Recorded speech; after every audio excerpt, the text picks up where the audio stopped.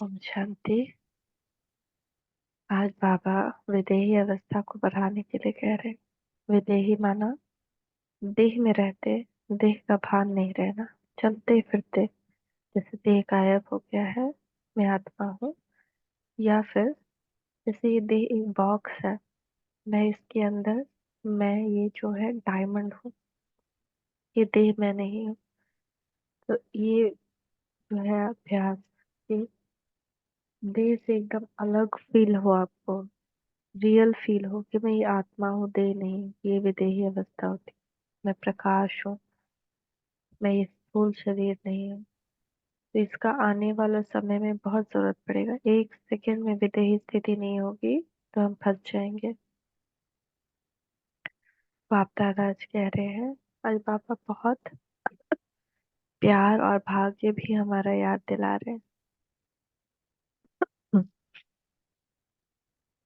तो आज बाप दादा अपने चारों ओर के बच्चों को देखकर हर्षित हो रहे हैं, क्योंकि बाप जानते हैं कि मेरा एक एक बच्चा चाहे लास्ट पुरुषार्थी भी है, फिर भी विश्व में सबसे बड़े से बड़े भाग्यवान है, क्योंकि भाग्य विधाता बाप को जान पहचान भाग्य विधाता के डायरेक्ट बच्चे बन गए हैं। अभी तक भी भगवान को पहचानना सबके बस की बात नहीं। अभी तक भी कोर्स भी जो करता है उसको भी अभी एहसास नहीं है। वो भी कभी यहाँ मुंह मारता है, कभी वहां मुंह मारता है। यानी कि कभी ये योग करता है, कभी वो योग करता है। इस योग और दुनिया के योग में तो सबसे बड़ा अंतर नहीं दिखाई देता है कि यहाँ स्वयं भगवान पढ़ा रहा है। बाकी सारे मनुष्य आत्माएं हैं, उनका ज्ञान पूरा हो कैसे सकता है? वो भगवान नहीं है। में चाहे कितना भी परफेक्ट हो, कुछ ना कुछ कमी रहेगी। लेकिन फिर भी उनको समझ नहीं है, आज भी उनके पास टाइम नहीं है। एटलीस्ट आप लोग टाइम दे रहे हो, तो आप लोग कितनी भाग्यवान आत्माएं हो। आप लोग समझ रहे हो, योग कर रहे हो, प्रसाद कर रहे हो। तो चाहे मेरा, लेकिन फिर भी बाबा कहते नहीं समझा, फिर भी चाहे वो लास्ट ही क्यों ना हो पुरुषार्थी बच्चा, वो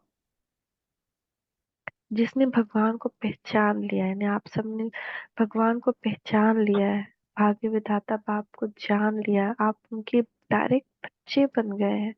ऐसा भाग्य बड़े इतने बड़े सन्यासी को नहीं मिलता है कि वो भगवान के बच्चे बन जाए। कितना भी उन्होंने पुरुषार्थ किया हो, तपस्या की हो, आंधी तूफान की थपेड़ी खाए हो, लेकिन ऐसा भाग्य किसी को भी नहीं मिला है। तो ऐसा भाग्य सारे कल्प में किसी आत्मा का ना है, ना हो सकता है। फिर भी हमारे में कमी क्या रह जाती है ना, कि क्यों अभी भी वो चीज नहीं आ पा रही। क्योंकि कहीं ना कहीं हम कोई ना कोई श्रीमत की अवहेलना करते हैं। कोई ना कोई श्रीमत ऐसा है जिसका हम पालन नहीं कर रहे हैं। तब कहीं भी कुछ भी 1% भी, जैसे आलस अलबेलापन ही आया तभी तो हमें बेला छूटा। या आ, पूरे दिन में किसी से बात कर रहे हैं तो भगवान याद नहीं है, कोई और देहधारी याद आ रहा है, ये भी विकर्म है। जब तक हमारे माइंड में कोई भी देहधारी आ रहा है, कर्म करना है, कर्म से नहीं हटना है, लेकिन बुद्धि में वो ना रहे। मन मना भव। तो हाँ है, तो फिर भी हम भाग्यशाली आत्मा है ना। ऐसा कोई है ही नहीं। साथ साथ सारे विश्व में सबसे संपत्तिवान व धनवान और कोई हो नहीं सकता।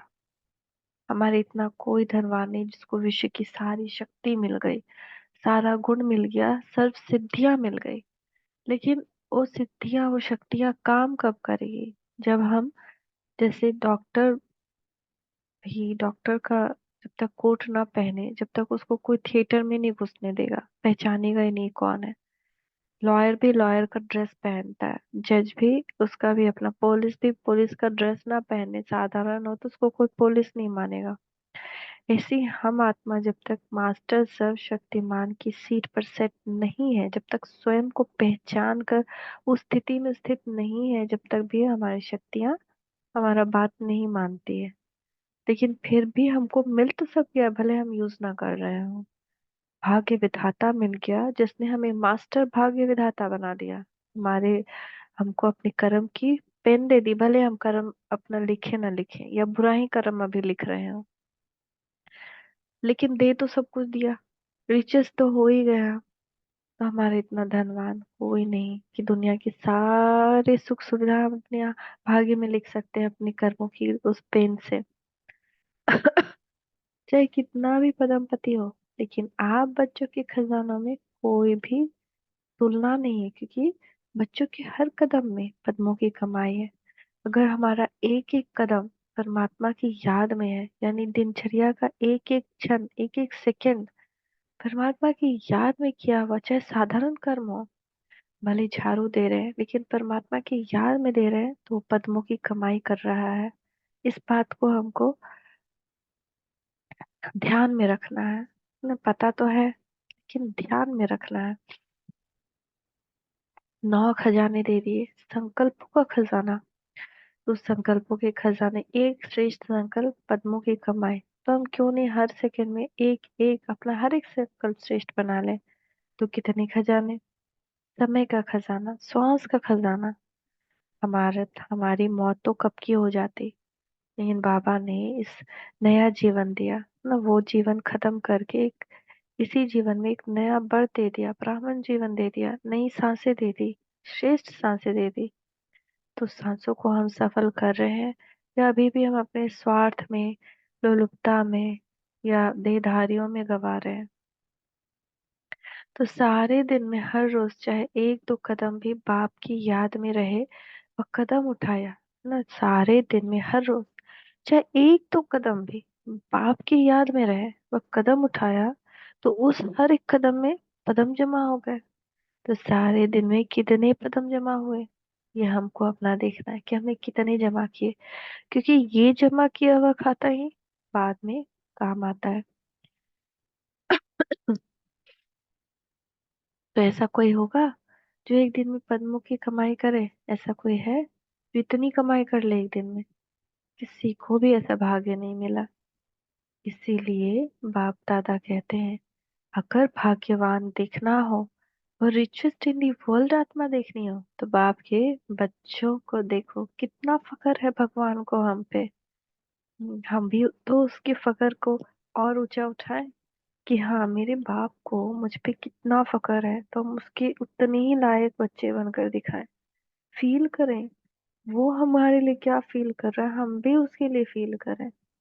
मेरा बाप बन के फकर फील कर रहा है, हम उसके बच्चे बन के फकर में नहीं है, दूसरे किसी फिकर में है। फकर फकुर रहे, फिकर नहीं हो।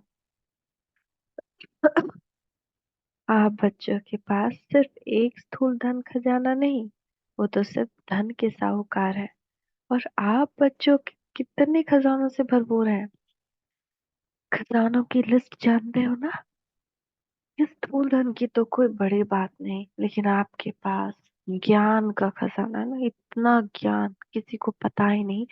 भगवान क्या, कौन, सृष्टि कैसे रचते हैं, आदि मध्य अंत क्या हुआ, कौन आया कौन गया, कैसे भारत पतित बनता है, दुनिया का क्या राज है, कर्म की क्या गुह्य गति है, किसी को नहीं पता। न कितना बड़ा ज्ञान का खजाना देते जाता है बाबा, लुटाते जाता है। शक्तियों का खजाना, चाहे जहां भी योग का प्रयोग कर लो, जिस भी विघ्न के ऊपर कर लो, वो विघ्न चला जाए। हम करे न करे ये तो हमारे ऊपर है ना, लेकिन ऐसा कोई विघ्न है ही नहीं जो योग के प्रयोग से ना जाए। हम पुरुषार्थ ही नहीं करते, अभी भी चमत्कार सोच रहे हैं कि कोई चमत्कार हो या अपने आप हमारा विकर्म खत्म हो जाए, तो ऐसा तो नहीं होगा ना।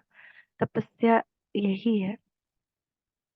अगर टाइम मिला तो आज पढ़ेंगे, पढ़ा देंगे तपस्या क्या है ना। पहले इवन साधु संत नहीं जानते तपस्या क्या है, सोचते हैं भूखे रहना, एक पैर पे खड़ा रहना तपस्या है। तपस्या वो नहीं। बाबा ने बहुत गुह्य गति तपस्या की बताई। तो तपस्या का खजाना, सर्व गुणों का खजाना।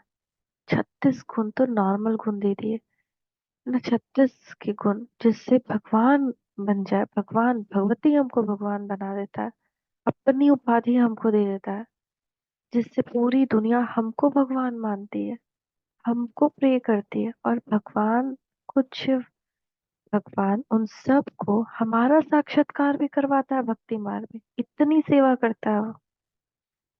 ऐसा बाप है वो।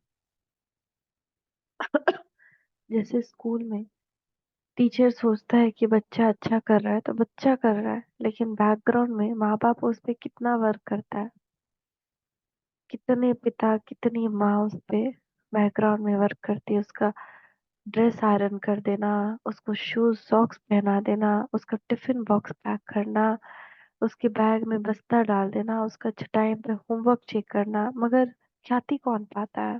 ख्याति तो वो बच्चा पाता है ना। वैसे ये बाप सारी चीजें करता है ताकि दुनिया में हम बच्चों की ख्याति हो। हम बच्चे जो उसके अपने हैं, लगे हैं, सगे हैं, जो उसके मातेले बच्चे हैं, जो उसके श्रीमत पर चलते हैं, जो उसको पहचान गए, जो उसको अपना बना लिया है, उस बच्चे की खातिर ही करता है माँ बाप। तो हम अपना बचपन भी याद आता है, माँ बाप कितना करता है ना, एक एक काम। जैसा नखरा बाप बच्चा करता है वैसा नखरा उठाता है। चुन्नी वाला स्कर्ट हो तो चुन्नी को साइड बाय साइड आयरन करके देता है, एक एक काम करता है। अपने भले फटा पहने लेकिन बच्चों को नहीं कमी करने देता। ऐसे ही वो बाप जो है, सारी शक्तियां उसने अपनी दे दी हम बच्चों को, हर एक गुण दे दिया है। डेली मुरली से खुशी पे खुशी लुटाता है, नमस्कार करता है, रिस्पेक्ट देता है। चाहे हम उसकी बात मानते या ना मानते हो, फिर भी मीठा मीठा मीठा बोलते रहता है। तो खुशी का खजाना, सर्व को सुख शांति का रास्ता बताने से जो दुआओं का खजाना मिलता है, हमको दुआएं कमाना भी सिखाता है। और वो भी कैसे सिखाता है? जब हम किसी को ज्ञान देने जाते हैं तो हमको भी नहीं पता क्या बोलना है, वो भी बुलवाता वही है, और दुआएं हमको मिलती है। तो ये कितना वंडरफुल बाप मिला है। यह विनाशी खजाने सिवाय परमात्मा बच्चों के विनाशी किसके पास नहीं है, किसके पास है ऐसे जो इतनी कमाई करवाता है। बस हमको उसकी श्रीमत की उंगली थामे रहनी है, बस। बाकी सारे काम वो करवा देता है। तो बाप दादा को ऐसे खजानों के मालिक बच्चों पर कितनी रूहानी नाज है, फिर भी नाज वो हम पे कर रहा है, फिर भी वो नाज हम पे कर रहा है।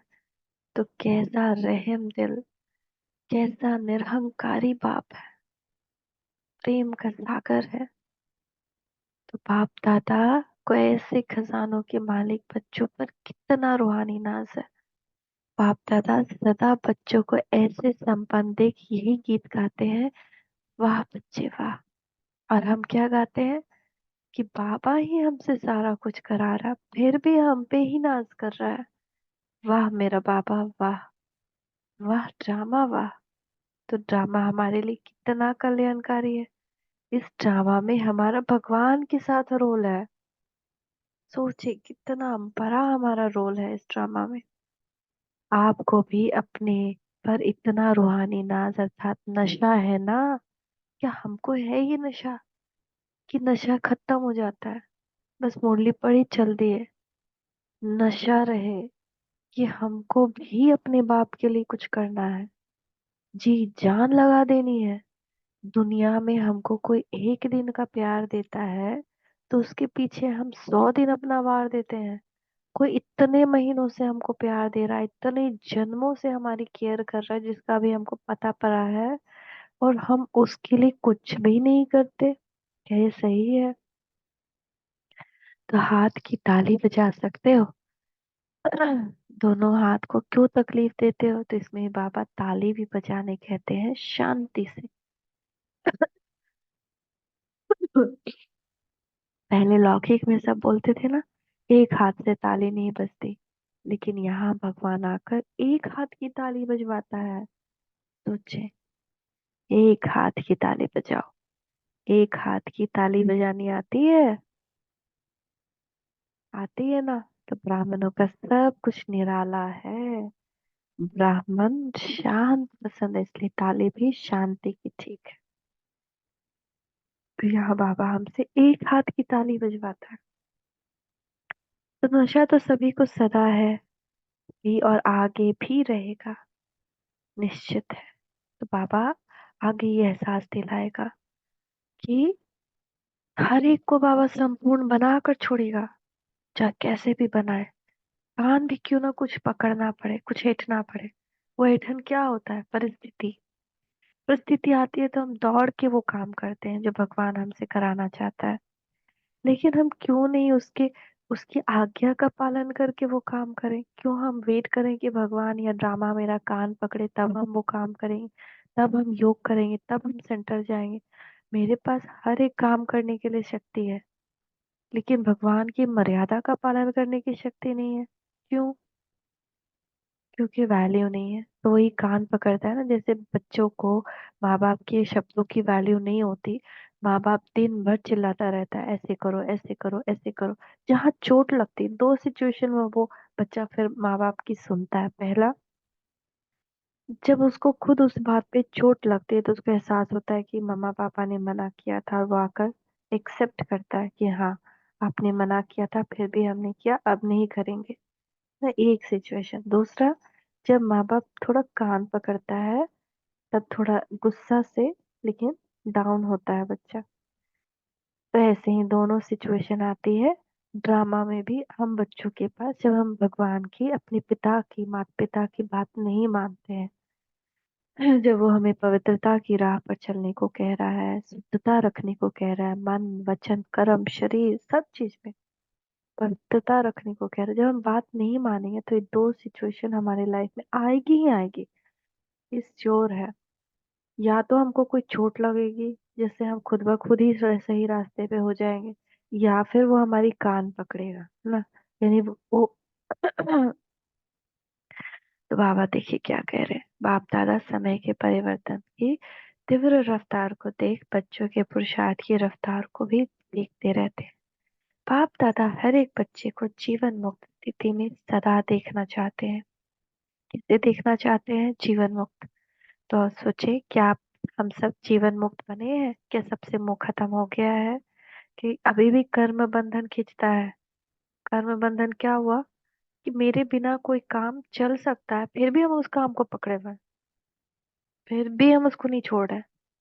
ताकि पत्ते जमा के बैठे कि हम ही करेंगे, या वही कर्म ही याद आएगा, जबकि मेरे बिना भी वो कर्म हो सकता है ना। दुनिया मेरे बिना चल सकती है, फिर भी हम ये सोच कर बैठे हुए हैं कि मेरे बिना दुनिया नहीं चल सकती, मेरे बिना तो ये लोग रह ही नहीं सकते, मेरे बिना तो ये लोग खा ही नहीं सकते, मेरे बिना तो खाना बन ही नहीं सकता, मेरे बिना तो घर तबाह हो जाएगा। इस कर्म बंधन में फंसे हुए हैं, जबकि मेरे बिना तो सब कुछ होगा और यूजुअल होगा, इनफैक्ट हो सकता है और बेटर हो, सब फ्री महसूस करें। और लेकिन हम उसमें अपने आप को मन से बुद्धि से उस बंधन में बांधे हुए हैं। तो बाप दादा सबको जीवन मुक्त स्थिति में देखना चाहते हैं, रिलेशन में रहते हुए भी किसी रिलेशन के, किसी कर्म के, किसी देह के बंधन में नहीं है। तो आप सबका ये चैलेंज है कि बाप से मुक्ति, मुक्ति जीवन मुक्ति का वर्षा कर लो। मुक्ति जीवन मुक्ति क्या होता है? हम खुद ही फंस करके अपने आप को चिल्लाते हैं, मुक्ति दे दो बाबा, मुक्ति दे दो, इन दुख से मुक्ति दे दो, जबकि हम खुद ही उस दुख से नहीं निकलना चाहते।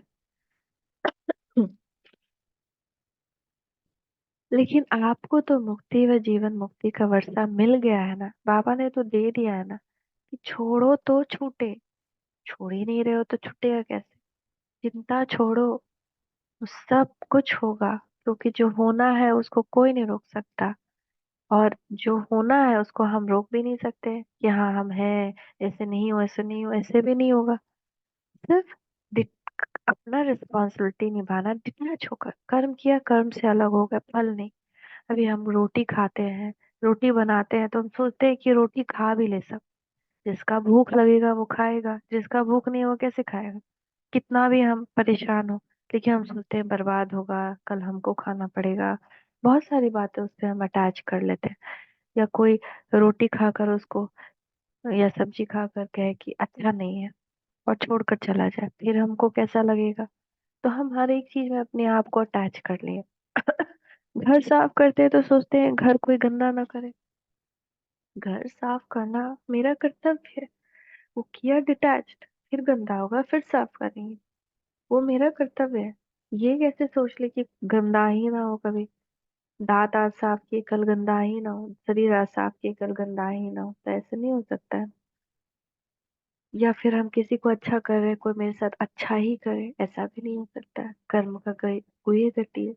जैसा मेरा कर्म हुआ होगा पास से अभी तक, वैसा फल मिलेगा।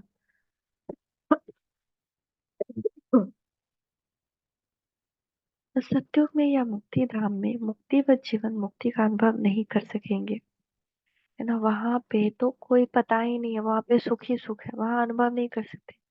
मुक्ति जीवन मुक्ति का अभी ही हमको अनुभव करना, परम धाम में भी नहीं कर सकते, क्योंकि वहां न कर्म है और न कर्मेंद्रियां हैं जो हम कुछ अनुभव करें। अनुभव हम कर्मेंद्रियों द्वारा ही करते हैं। आंख नाक मुंह हाथ, इन सब के द्वारा ही अनुभव करती है आत्मा। अब हम आत्मा वहां पे शरीर के साथ है ही नहीं, तो अनुभव क्या करेंगे। और सत्युग में तो कर्म ही नहीं है, अकर्म है। वहां कोई कर्म न विकर्म है न सुकर्म है, अकर्म है, न्यूट्रल। तो वहां पे भी कुछ अनुभव नहीं, वहां तो जीवन मुक्त स्थिति स्वतः ही है, जन्म से ही है। तो जब दुख होता है तभी सुख का अनुभव होता है ना, तो यहाँ हमने दुख झेला तभी हमें सुख की अनुभूति यहाँ ज्यादा कर सकते हैं। वहां तो सुख ही सुख है, वहां तो एज यूजुअल इट इज, पता भी नहीं चलेगा। तो मुक्ति जीवन मुक्ति के वर्षे का अनुभव इस संगम पर ही करना है। हम्म, जीवन में रहते समय नाजुक होते, परिस्थितियां समस्याएं वायुमंडल डबल दूषित होते हुए भी इन सब प्रभाव से मुक्त। जीवन में रहते इन सब भिन्न भिन्न बंधनों से मुक्त, एक भी सूक्ष्म बंधन नहीं हो। एक भी कोई भी सूक्ष्म बंधन नहीं हो जो हमको खींच ले। ऐसे जीवन मुक्त बने हो व अंत में बनेंगे। ऐसा है या अभी भी ऐसा कुछ है जो कोई कुछ करे और हम हिल जाए। ऐसा प्रयास करना है, ऐसी प्रैक्टिस करनी है कि मैं आत्मा साक्षी दृष्टा हूँ, डिटैच हूँ, शांत स्वरूप हूँ।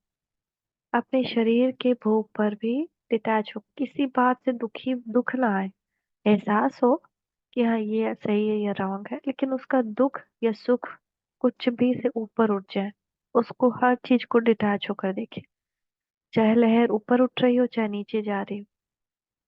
तो ऐसी स्थिति, तो उसके लिए क्या होगा, जो जो बातें हमको डिस्टर्ब करती है उसको माइंड में रखना है और उस वक्त ही बैठकर प्रैक्टिस करनी है। ये सब कुछ छोड़कर जाना है, अब घर जाना है। और ये सब जो हो रहा है ना, ये सब तो एक ड्रामा है। क्यों मैं इससे इफेक्टेड हूँ। और ये प्रैक्टिस बहुत सुंदर अनुभव लाएगी, क्योंकि ये मेरा अपना अनुभव है कि जब मैं शांत स्वरूप आत्मा हूँ। एक संकल्प हम प्रैक्टिस कर रहे हैं, कम से कम आज 20 दिन हो गया होगा। मैं शांत स्वरूप आत्मा हूँ, शांति का सितारा हूँ। मैं मास्टर शांति का सागर हूँ। बस परम धाम की साइलेंस में खो जाओ। जितना मौन रह सकते हैं उतना मौन रहिए, जितना कम बोल सकते, क्योंकि बोलने का कोई असर नहीं। जब तक आपकी बोल में शक्ति जमा नहीं है, आप कितना भी बोले, उसको सुनने वाला अब कोई है नहीं दुनिया में, कोई भी नहीं है। उसमें शक्ति लाए कि हम एक बार बोले, उसके लिए मौन चाहिए। मौन से आत्मा की शक्ति जागृत होगी।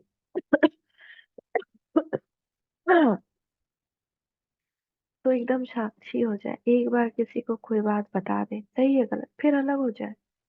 कोई बात माने ना माने, एकदम डिटैच, उसके प्रभाव में नहीं आना है। वो कर्मातीत अवस्था, वो जीवन मुक्त अवस्था का प्रैक्टिस करना है। कि बस हम देख रहे हैं साक्षी होकर ड्रामा। ये 5,000 वर्ष पहले भी हुआ था और फिर होगा, और इसमें कुछ न कुछ कल्याण छुपा हुआ है। और मैं आत्मा इससे क्यों प्रभावित हूँ, ये कर मैं तो नहीं कर रही हूँ ना। मैं तो कुछ लेकर जाने वाली भी नहीं हूँ, सब कुछ यही छोड़कर जाना। फिर क्यों परेशान हूँ मैं। बार बार ऐसे प्रैक्टिस करना, नहीं तो हर चीज के इफेक्ट में अंत तक रहेंगे, फिर सजा खाएंगे।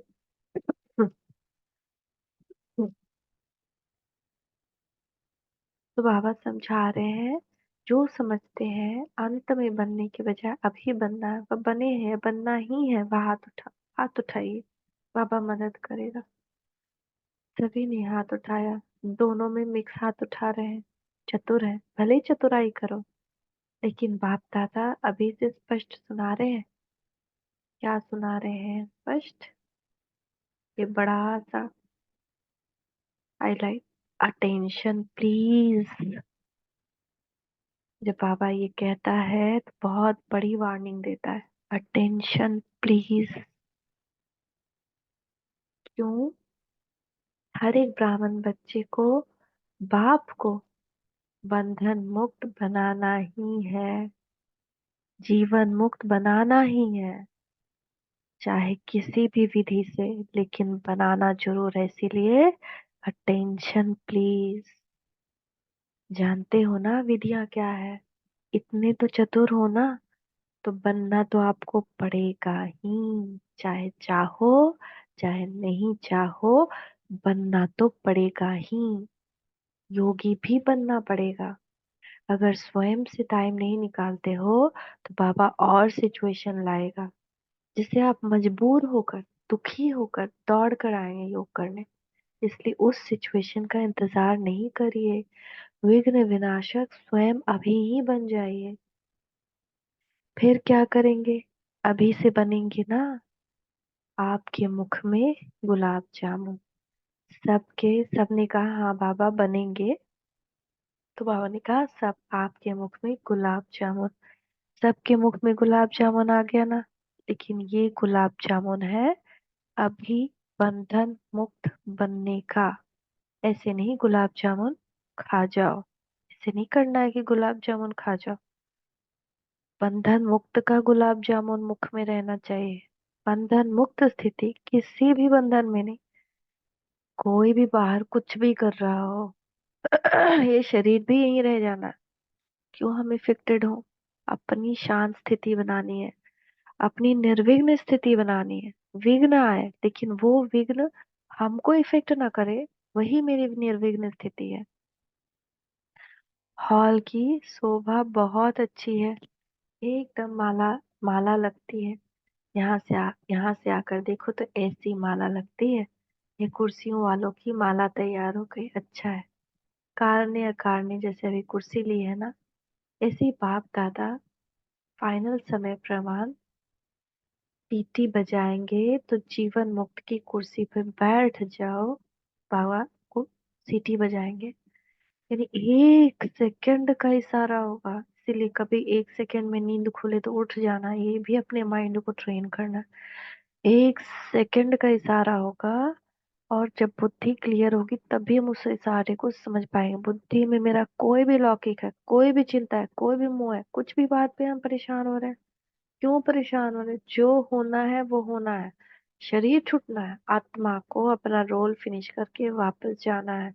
जब तक आत्मिक दृष्टि नहीं बनाएंगे, निर्विघ्न नहीं बन सकेंगे। मैं आत्मा, ये आत्मा, न बेटा न बहू न पत्नी न भाई न बीवी, कुछ नहीं। मैं आत्मा, ये आत्मा, मैं आत्मा, ये आत्मा, मैं आत्मा, ये आत्मा, लगातार चलते रहे, लगातार। तो 1 सेकेंड में बाबा सीटी बजाएंगे और हमको जीवन मुक्ति कुर्सी पर बैठ जाओ तो भी बैठेंगे, या अभी कुर्सी पर बैठे हैं। ऐसे नहीं कि धरनी पर बैठे हुए कुर्सी नहीं लेंगे। पहले आप धरनी पर बैठना, यह है तपस्या की निशानी ना। अभी सब लोग जो धरनी पे बैठ गए, चलो ठीक है, तपस्या की निशानी है, तंदुरुस्ती की निशानी, हेल्थ भी है। तपस्या द्वारा खजानों की वेल्थ भी है। तो जहाँ हेल्थ है वेल्थ है, वहाँ हैप्पी तो है ही। तो अच्छा है हेल्दी हो वेल्दी हो। जहाँ हेल्थ, आत्मा जब हेल्दी है, तपस्वी है, तो वहाँ वेल्थ भी है और हैप्पी भी है। तो हेल्दी भी है, वेल्दी भी है। तो बाप दादा आज देख रहे थे कि बच्चों की 3 प्रकार की स्टेजेस हैं। ध्यान से सुनिएगा, 3 प्रकार की स्टेजेस में अपने आप को देखना है, हम किस स्टेज में हैं और हमको किस स्टेज तक पहुंचना है, उसको तय करिएगा। एक है पुरुषार्थी, जो मेहनत कर रहा है, उसमें पुरुषार्थी भी है और तीव्र पुरुषार्थी भी है, यानी मेहनत कर रहे हैं अभी भी। दूसरे हैं जो पुरुषार्थ की प्रारब्ध जीवन मुक्त अवस्था की स्टेज में अनुभव कर रहे हैं, जो जीवन मुक्त अनुभव कर रहे हैं, जिनको इफेक्ट होना खत्म हो गया है, जब कर्म के बंधन, देह के बंधन, संबंध के बंधन से उपराम हो गए। लेकिन लास्ट की संपूर्ण स्टेज है देह में होते हुए भी विदेही अवस्था का अनुभव। ये लास्ट स्टेज है कि मैं देह में तो हूँ, लेकिन मैं आत्मा विदेही हूँ। मैं आत्मा हूँ, मैं आत्मा हूँ। पूरा आत्मी स्वरूप की अनुभूति, वो अनुभूति ही अलग है, इसकी प्रैक्टिस करनी है। जब भी बैठे फोन मत घुमाए, कोई यूज नहीं। यहाँ क्या हुआ, वो ठीक है कि नहीं, जो भी जहाँ है आपके तपस्या के बल से खुद ही ठीक हो जाएगा। तपस्या करिए, न्यूज नहीं लेते रहिए। ठीक है। और टाइम वेस्ट नहीं करिए कि बैठ के किस्सा गलबात कर रहे हैं। वहां पे भी परमात्मा के महावाक्यों का ही लेन देन करिए। कुछ भी दुनिया का लेन देन कर रहे हैं, वो आपका विकर्म बन रहा है। वो ऐसे किया, ये ऐसे किया, यहाँ ये समस्या है, वहाँ वो समस्या है। वो तो बढ़ना ही है, कितना लेंगे, पूरा दिन भी कम हो जाएगा। तो वहां पे भी उनको बताइए परमात्मा आए हुए हैं, है ना, आपको कहीं भेज रहे हैं बाबा, किसी भी समूह में, उसका एक प्रयोजन है। लेकिन हम देह अभिमान में अभी भी उस प्रयोजन को नहीं समझ पा रहे हैं। आपको भगवान वहां सबका उद्धार करने के लिए भेज रहे हैं कि हे देवात्मा, जाओ और इनको भी ज्ञान रतन के मोती लुटाओ, इनका भी कुछ उद्धार हो जाए, इनको भी मुक्ति, जीवन मुक्ति का वर्षा प्राप्त हो। जीवन मुक्ति ना भी मिले, मुक्ति तो मिल जाए। तो देह में विदेही अवस्था की स्थिति को बनाना है, लाना है। वो बहुत ही सुंदर, एकदम अद्भुत स्थिति है, बहुत ही शांत स्थिति। ऐसा जैसे कि सागर के ऊपर बहुत तूफान, सागर की गहराई में एकदम शांति।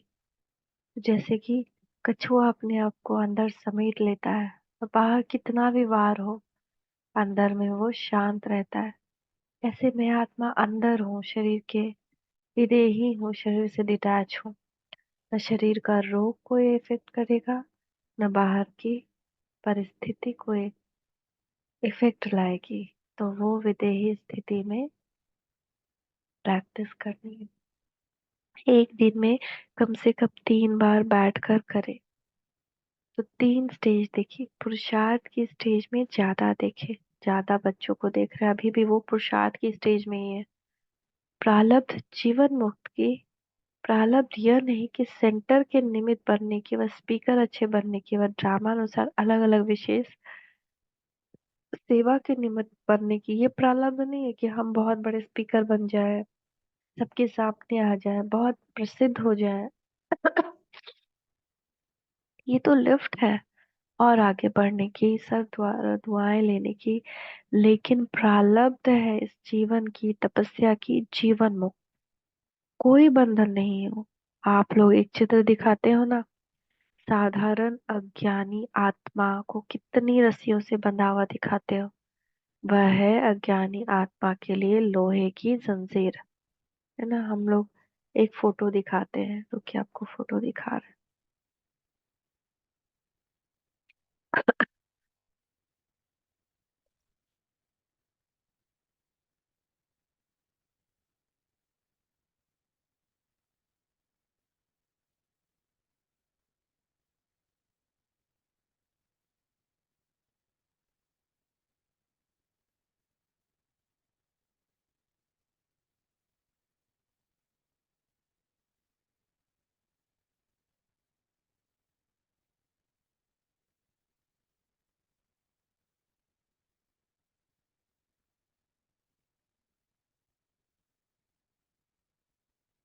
लोहे की जंजीर से बंधा हुआ फोन दिखाते हैं, देख सेकेंड में मिलेगा तो ठीक है,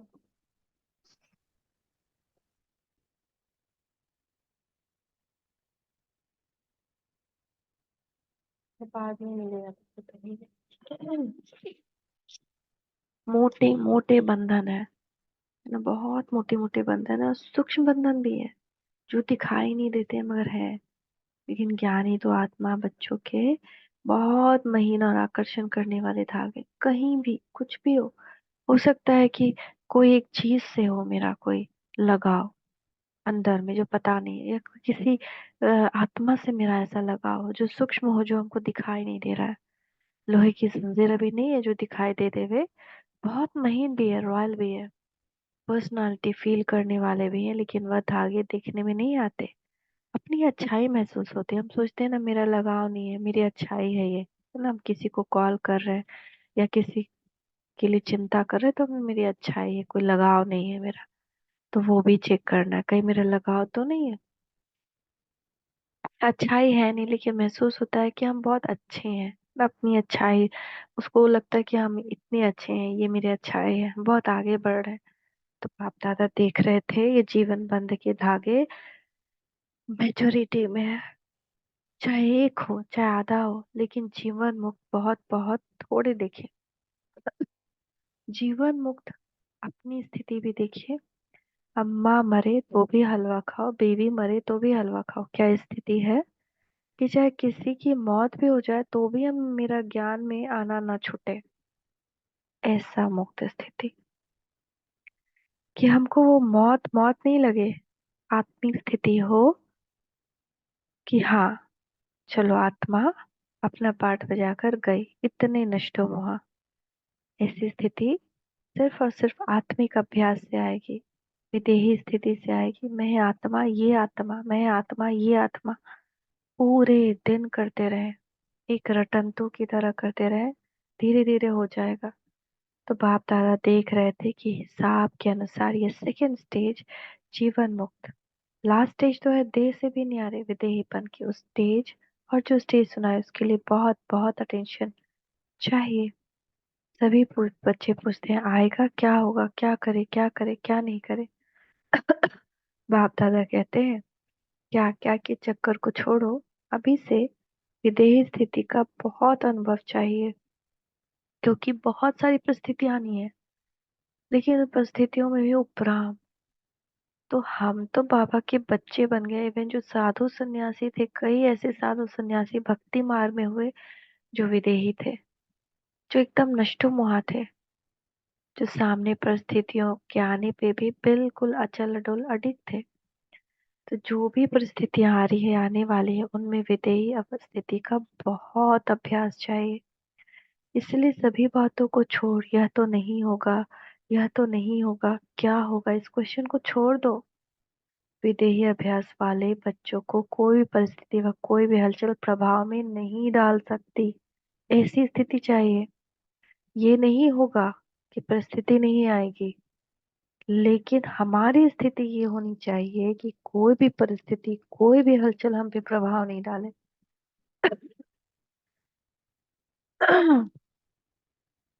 चाहे प्रकृति के पांचों ही तत्व अच्छी तरह से हिलाने की कोशिश करेंगे, परंतु विदेही अवस्था की अभ्यासी आत्मा बिल्कुल ऐसे अचल अडोल पास विद ऑनर होगा जो सभी बातें पास हो जाएंगी। वह ब्रह्मा के समान पास विद ऑनर का सबूत रहेगा। ब्रह्मा बाबा की पत्नी भी मरी, है ना, बेटा भी गया, बहुत कुछ, लेकिन अचल अडोल अड़ी आत्मिक स्थिति कुछ भी। या आप खुद का भी शरीर छोड़ा, बहुत सारी समस्याएं आई, पूरा शहर खिलाफ हो गया, मारने के लिए लोग उतारू हो गए, आग लगाया गया मकान में, गोली चलाई गई, लेकिन फिर भी भूखमरी की नौबत आई, क्या नहीं आया। पर अचल अडोल अडिग स्थिति एकदम पास से धौना हो गए। बाप दादा समय प्रति समय इशारे देते भी हैं और देते रहे। आप सोचते भी हो, प्लान भी बनाते, बनाओ, वेल सोचो, लेकिन क्या होगा उस आश्चर्यवत होकर नहीं, क्या होगा ये नहीं, कुछ भी हो सकता है, जो हम सोचे नहीं वो हो सकता है। विदेही साक्षी बन सोचो, लेकिन सोचा, प्लान बना और सेकेंड में प्लेन स्थिति बनाते चलो। अभी आवश्यकता स्थिति की है, यही विदेही स्थिति परिस्थिति को बहुत सहज पार कर लेगी। जैसे बादल आए चले गए और विदेही अचल अडोल हो खेल देख रहे हैं। अभी लास्ट समय को सोचते हो, लेकिन लास्ट स्थिति को सोचो। लास्ट समय को नहीं सोचो कि कैसा समय आएगा, लेकिन लास्ट स्थिति को सोचो कि मेरी स्थिति उस समय तक कैसी हो जाए। चारों ओर के समाचार बाप दादा सुनते रहते हैं और दिल से सभी अथक सेवाधारियों को मुबारक भी देते हैं। सेवा बहुत अच्छे उमंग उत्साह से कर रहे हैं और आगे भी करते रहो, लेकिन सेवा और स्थिति का बैलेंस थोड़ा सा कभी इस तरफ झुक जाता है, कभी उस तरफ झुक जाता है। इसलिए सेवा खूब करो। बाप दादा सेवा के लिए मना नहीं करते, जोर शोर से करो, लेकिन सेवा और स्थिति का बैलेंस रखते चलो। स्थिति बनाने में थोड़ी मेहनत लगती है, सेवा तो सहज हो जाती है। इसीलिए सेवा का बल थोड़ी स्थिति से ऊंचा हो जाता है। बैलेंस रखो और बाप दादा की सर्व सेवा करने वाली आत्माओं के संबंध संपर्क में आने वाले ब्राह्मण परिवार की ब्लेसिंग लेते चलो। यह दुआओं का खाता बहुत जमा करो। अभी भी दुआओं का खाता आप आत्मा में इतना संपन्न हो जाए, जो द्वापर से आपके चित्रों द्वारा सभी को दुआएं मिलती रहेंगी। अनेक दुआएं अनेक जन्म में दुआएं देनी है लेकिन जमा एक जन्म में करनी है। इसलिए क्या करेंगे? स्थिति को सदा आगे रख सेवा में आगे बढ़ते चलो। क्या होगा ये नहीं सोचो। ब्राह्मण आत्माओं के लिए अच्छा है, अच्छा ही होना है, लेकिन बैलेंस वालों के लिए सदा अच्छा है। बैलेंस कम तो कभी अच्छा कभी थोड़ा अच्छा। तो ना, क्या करना है? क्वेश्चन मार्क सोचने के हिसाब से आश्चर्यवत होके सोचने की को फिनिश करो। ओ माय गॉड, ये क्या हो गया? यह तो नहीं होगा, यह तो नहीं होना चाहिए, ये तो नहीं होगा। वह स्थिति को नीचे ऊपर करता है, समझा? जो होना है वही हो रहा है, वही सही है, इसको एक्सेप्ट करना है।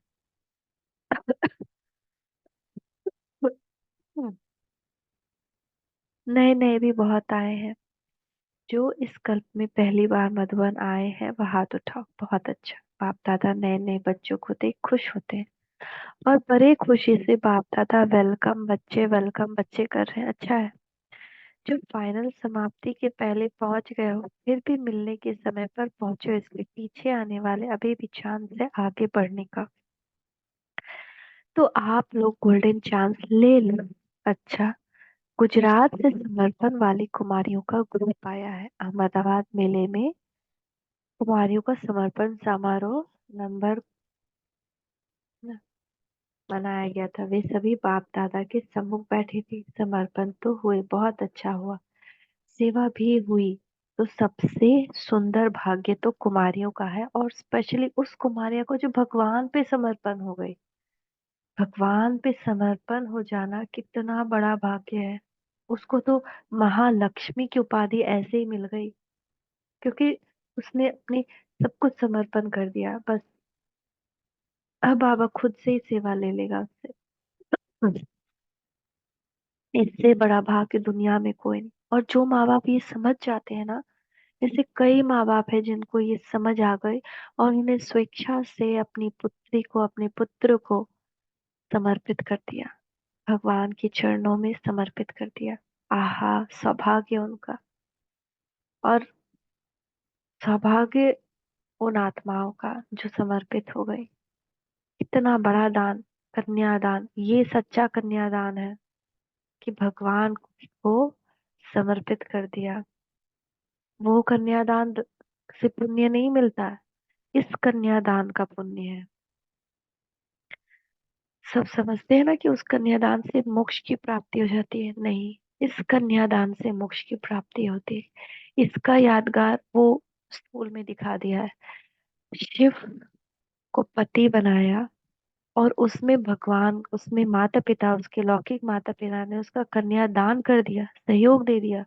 बस उनको मोक्ष की प्राप्ति हो गई, यानी मुक्ति, यानी जीवन मुक्ति का वर्षा मिल गया उनको। मोक्ष तो किसी को मिलता नहीं। तो बाप दादा यही कहेंगे, या पूरा ग्रुप बंधन मुक्त का समर्पण समारोह मनावे। है ताकत? अगर है तो एक हाथ की ताली बजाओ। एक दो को देखकर नहीं उठना। अहमदाबाद को तो वरदान है, सेवा का फल भी है और सेवा का बल भी है। इसीलिए ऐसा समर्पण समारोह मनाना कि बुद्धि से भी सब कुछ समर्पित कर दिया ना। एक तो शरीर को समर्पित किया, फिर बुद्धि को भी, फिर बाप दादा आफरीन देंगे। ठीक है ना। पहले मैं, इसमें दूसरे को नहीं देखना। पहले बड़े करें फिर हम करें, नहीं, पहले मैं। ठीक है। अच्छा, आपस में सुररियान करना और एक दो को वायदा याद कराते आगे बढ़ते रहना। बहुत अच्छा। तो अभी सेवा का देख रहे थे बाबा, सबको बाप दादा देख रहे थे कौन बैलेंस करेगा उसको, स्वस्थिति और सेवा का बैलेंस में कौन अच्छा प्राप्त करेगा। बाबा देखेंगे नंबर वन। फिर पंजाब को बाबा देख रहे थे, मुबारक दे रहे हैं, बहुत अच्छा प्रोग्राम हुआ। पंजाब को शेर भी कहते हैं, तो शेर किसका शिकार करेंगे? बकरी का। नंबर वन शेरवा है जो शेर का शिकार करे। तो कोई ऐसा वारिस बनाए जो अपनी जैसा हो, शेर का शिकार। कोई मंडलेश्वर की विशेष सेवा करे। तब बाबा संतुष्ट। तो सेवा की खुशबू अच्छी है, सब संतुष्ट रहते भी हैं और संतुष्ट करते भी हैं, मुबारक हो। फिर डबल विदेशी का ग्रुप आया। उसमें भी बाबा ने सबको मुबारक दी। घर घर में बाबा का घर हो, यह उमंग उत्साह बहुत अच्छा है। सबके अंदर है ना, हर घर में बाबा का घर हो। इसलिए ये उमंग उत्साह के लिए बाबा एडवांस में मुबारक दे रहे हैं। विदेशी बाप दादा विदेशी अर्थात विश्व कल्याण करने के निमित्त बनने वाले बच्चों को कहते हैं कि यह सेवा और विदेही अवस्था में नंबर वन विदेशी बच्चों को बनना ही है ना। बाप दादा ब्रह्मा बाबा अव्यक्त वन विदेही अवस्था द्वारा कर्मातीत बने, तो अव्यक्त ब्रह्मा की विशेष पालना के पात्र हो। तो विदेशी वालों को, जो विदेश में रहते हैं ना, उनको ब्रह्मा बाबा की विशेष पालना मिलती है। इसीलिए जब हम विदेश में थे ना, ब्रह्मा बाबा की बहुत सारी पालना मिली और फिर बाबा यहाँ भेज दिया। तो विदेही बनने का सेवा स्थिति के बैलेंस का। ठीक है।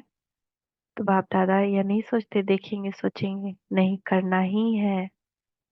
चाहे फॉरेन में हो चाहे भारत में हो, बाप दादा एडवांस में मुबारक दे रहे हैं।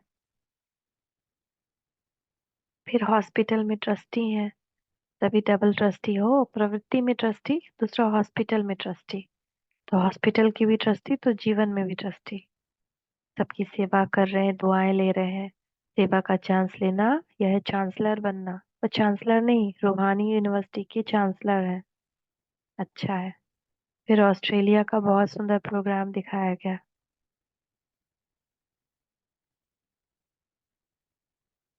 बाबा कह रहे हैं खुश रहते हो, खुशी कम नहीं करना, स्पेशल बाप का खजाना, इसलिए खुशी कभी नहीं छोड़ना, सदा खुश। अच्छा। चारों ओर के सर्वश्रेष्ठ भाग्यवान, सर्वश्रेष्ठ खजानों के मालिक, सदा सेवा और स्थिति का बैलेंस रखने वाले ज्ञानी तो आत्मा, सर्वशक्ति संपन्न आत्माएं, सदा बंधन मुक्त जीवन मुक्त आत्माओं को बाप दादा का याद प्यार और नमस्ते। हम बच्चों का भी मीठे मीठे बाप दादा को याद प्यार और नमस्ते। शुक्रिया बाबा, शुक्रिया। नमस्ते बाबा, नमस्ते। वरदान है, परमात्म कार्य में सहयोगी बन, सर्व का सहयोग पर प्राप्त करने वाले सफलता स्वरूप भव। जहाँ सर्व का उमंग उत्साह है, वह सफलता स्वयं समीप आकर गले की माला बन जाती है। कोई भी विशेष कार्य में हर एक के सहयोग की उंगली चाहिए। सेवा का चांस हर एक को है, कोई भी बहाना नहीं दे सकता कि मैं नहीं कर सकता हूँ, समय नहीं है। उठते बैठते 10-10 मिनट भी सेवा करो। तबीयत ठीक नहीं है तो घर बैठे करो। मनसा से सुख की वृत्ति, सुख में स्थिति से सुख में संसार बनाओ। मनसा सेवा तो कर ही सकते हैं। परमात्म कार्य में सहयोगी बनो तो सर्व का सहयोग मिलेगा। अगर हम परमात्मा के कार्य में सहयोगी बनते हैं ना, तो विश्व में हर एक आत्मा का सहयोग हमको मिलता है। हम्म, हाँ। तो इसको यूज करें। आज 10-10 मिनट जरूर जरूर आज से एकदम फिक्स कर लें। अगर आप भगवान की याद में मनसा सेवा करते हुए खाना भी खाते हैं ना, तो उससे बहुत भी दुआएं प्राप्त होती है कि ये खाना सबको मिले। सभी पर परमात्मा किरणें पड़ रही हैं, सभी के जीवन से भुखमरी समाप्त हो रही है। पानी पीते वक्त सबका प्यास मिट रहा है, चाहे वो खुशी की प्यास हो, चाहे आनंद का प्यास हो, चाहे शांति की प्यास हो, सबकी प्यास मिट रही है ना। नहाते वक्त जैसे ये शरीर पवित्र हो रहा है, ऐसे मैं आत्मा पवित्र हो रही हूँ, ऐसे ही दुनिया की हर आत्मा पवित्र हो रही है। परमात्मा की किरणें हर आत्मा पे पड़ रही हैं। ऐसे अपने टाइम को फिक्स कर सकते हैं कि इस टाइम पे हम क्या सोच रहे हैं। खाना बनाते हुए परमात्मा की किरणें इसमें और वो पूरे विश्व में फैल रही है। मैं मास्टर ज्ञान सूर्य हूँ, पूरे विश्व में ये प्रकाश फैल रहा है। तो स्लोगन, प्रकृति पति की सीट पर सेट होकर रहो। प्रकृति पति की सीट पर सेट होकर रहो तो परिस्थितियों में अपसेट नहीं होंगे। मैं प्रकृति पति हूँ, ऐसी सीट पर सेट है माइंड, बुद्धि, तो कोई परिस्थिति अपसेट नहीं कर सकती। ओम शांति, ओम शांति, ओम शांति।